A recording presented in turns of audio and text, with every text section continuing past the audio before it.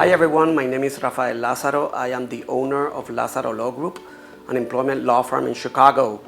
Welcome to the third edition of 3 Questions in 3 Minutes, where I strive to provide straightforward answers to the most pressing questions of the past 2 weeks, employment law questions. In this episode, we will tackle one of my favorite subjects, privacy in the workplace. And we're also going to talk about one question that has come up given the numerous protests that are going on in our country. Before going into the questions, I do want to say that my heart goes out to the African American community. Like me, I believe that most Americans know that violence and looting do not represent you or your community. Having said that, here are the 3 questions. Question number 1, if my employee does not want to come back to work because he's afraid of the riots, can I ask him to come in anyway? Question number 2, can I monitor my employees while they're working in the workplace to ensure that they're following social distancing guidelines? And last but not least, can I do the same but while my employee is outside work? Meaning, can I monitor my employee to ensure that they're following social distancing guidelines while outside work? Without further ado, here's the answer to the first question. So, question number 1, if my employee does not want to come to work because she is afraid of the riots, can I ask her to come in anyway? Well, the answer is, it depends. As my good friend Carlos Pastrana, a great lawyer from Milwaukee, recently stated in his post, context is everything. Strictly speaking, legally, you can ask the employee to come in if you are deemed an essential business, number 1, and number 2, if you are not violating a curfew order from a governor or a mayor. However, like many of the questions I deal with, there's also a practical aspect to this, and safety should always come first. You must consider whether your employee is going to be safe coming to work. And I know that we are all itching to get back to normal, but safety must be the priority. It is the best policy. In my book, if you don't follow this general rule of decency, meaning that safety must always come first, the safety of your employees and the safety of your business, you may compromise your business. It may affect morale of your employees, and eventually it may come to bite your bottom line. So safety is always and should always be the priority. Okay, question number 2, and now we go into one of my favorite subjects, privacy in the workplace. Question number 2 is, can I monitor workers to ensure social distancing while at work? You know, many employers have been turning to technology to ensure that their workers are following social distancing guidelines while at work. And while this makes perfect sense since we are living through a pandemic, the question is whether you can do so legally. The answer lies in your state law, the law of your particular jurisdiction.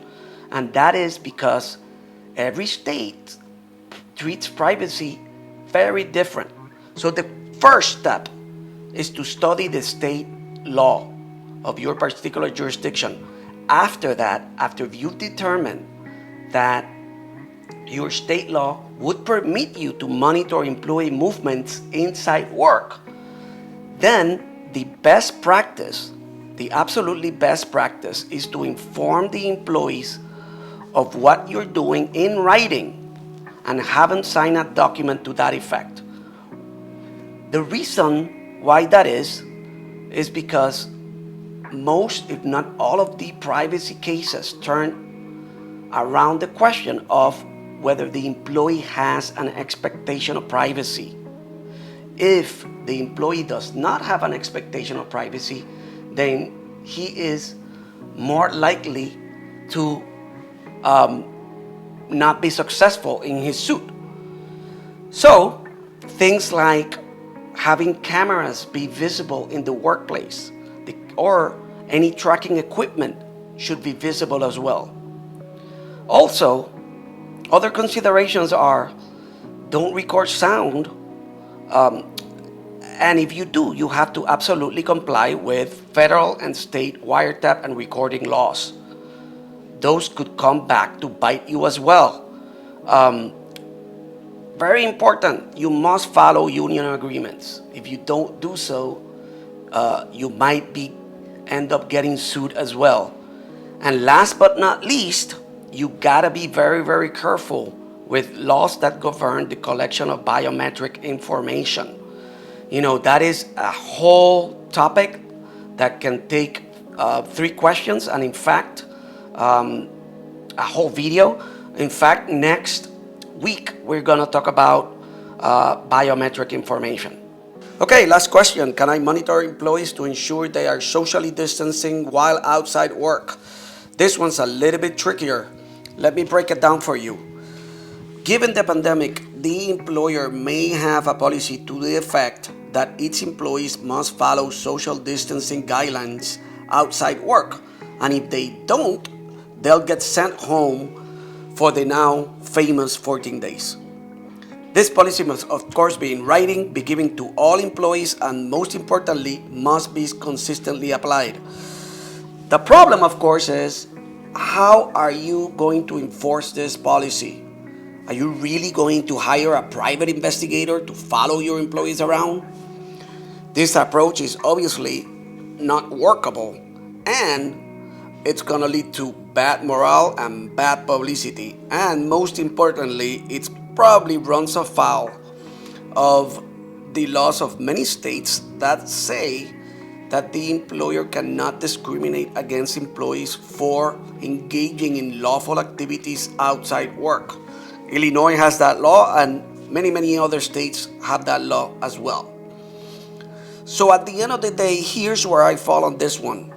Given the practical difficulties and the potential legal risk, I wouldn't do it. I would consider only if you have a very compelling reason. Like, for example, I have a business that provides elderly care.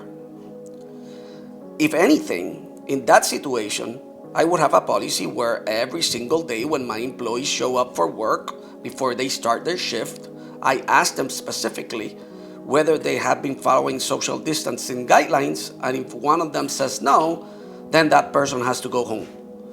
But even then, I would study the heck out of my state's privacy law to ensure that I can do that. Okay, that's it. I hope you learned something. I certainly did. Before I leave though, I do want to leave you with the words of my personal hero, Dr. Martin Luther King Jr. He said, "America must see riots do not develop out of thin air. Certain conditions exist in our society which must be condemned as vigorously as we condemn riots. In the final analysis, a riot is the language of the unheard." Those words ring very true to me today, and I hope they ring true to you as well. See you in 2 weeks. Bye.